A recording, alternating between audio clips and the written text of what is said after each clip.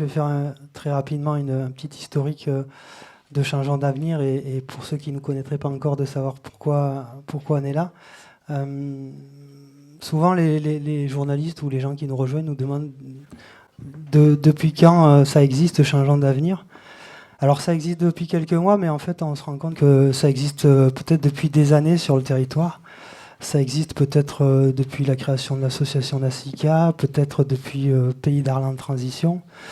On se rend compte que depuis des années sur le territoire, il y a beaucoup d'associations qui travaillent sur ce sujet de la question environnementale, de la question de la crise écologique, de la question de la place du citoyen dans les sociétés. Et on ne se rendait pas forcément compte qu'on faisait de la politique au final depuis des années. Et beaucoup de gens qui sont en Changeant d'avenir sont des acteurs associatifs qui étaient très souvent confrontés aux décideurs et qui se rendaient bien compte de la limite de l'exercice quand on n'est pas dans un appareil municipal ou dans une situation de gouverner. Souvent, on travaillait sur des grands projets et puis on se heurtait à des gens qui avaient la décision finale et ça n'allait pas beaucoup plus loin. Plus récemment, il y a eu les marches pour le climat. Je me souviens de la première marche pour le climat à Arles. On était 2 à l'organiser avec Marie. On l'a improvisé le mardi, le mercredi. On était 300 le samedi sur la place de la mairie.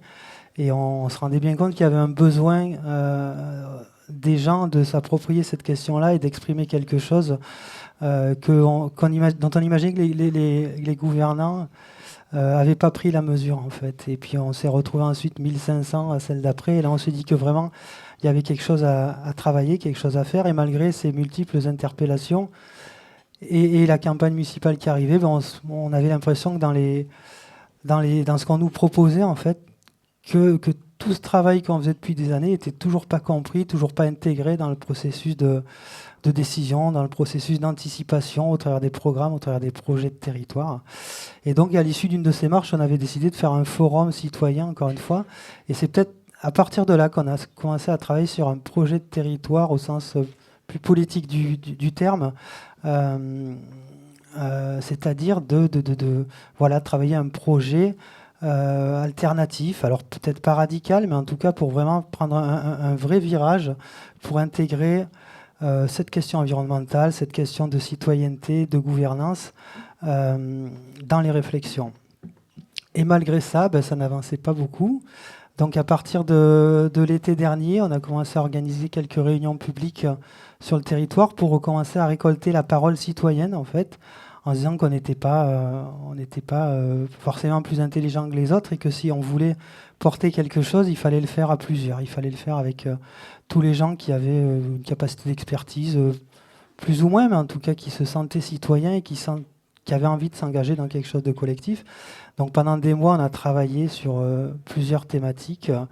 On ne savait pas encore où ça allait nous mener. On ne savait pas encore comment on allait défendre ce projet qu'on était en train de construire. Et à chaque fois, il y avait de plus en plus de gens qui venaient nous voir et qui participaient à ce processus. Et c'est en fin d'année dernière, alors très en retard par rapport aux autres candidats qui étaient déjà en campagne depuis des mois, où on a pris cette décision de se lancer dans la campagne municipale. C'est une décision qui a été prise de manière collective. Donc on est tous un petit peu co-responsables, enfin peut-être pas vous, mais en tout cas une grande partie des gens qui sont là. C'est un peu de votre faute si on est là ce soir. Et on s'est lancé dans cette aventure en quelques mois. On a réussi à créer tout ça. Et cet après-midi, j'avais un journaliste qui m'appelait pour me demander, tiens, vous faites votre dernier rendez-vous de campagne et les autres font tous un grand barnum avec le candidat sur toutes les photos où il sera seul sur scène à répondre aux questions et à parler de son programme. Et vous avez choisi une manière un peu différente, en fait. Et en fait, c'était un petit peu une évidence pour nous de vous inciter à venir réfléchir avec nous et réfléchir avec des gens qui ont eux-mêmes alimenté notre réflexion tout au long de ces longs mois de construction du projet. Et donc, on n'est évidemment pas du tout dans cette espèce de culte de la personnalité qu'on retrouve ailleurs.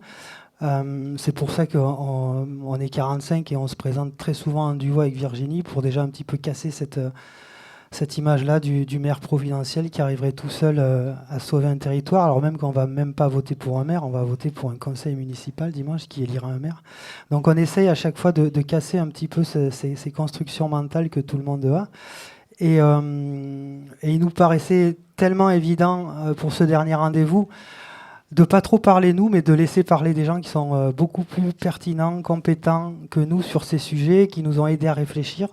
Sans même qu'on les connaisse encore, de là où ils étaient, ils ont alimenté notre réflexion, notre motivation aussi, notre envie d'y aller en se disant que c'était possible ailleurs, qu'il y avait un autre état d'esprit à d'autres endroits qui arrivait à construire des choses beaucoup plus intéressantes et beaucoup plus essentielles que ce qu'on nous proposait ici. Donc voilà, une partie de ces personnes, elles sont là.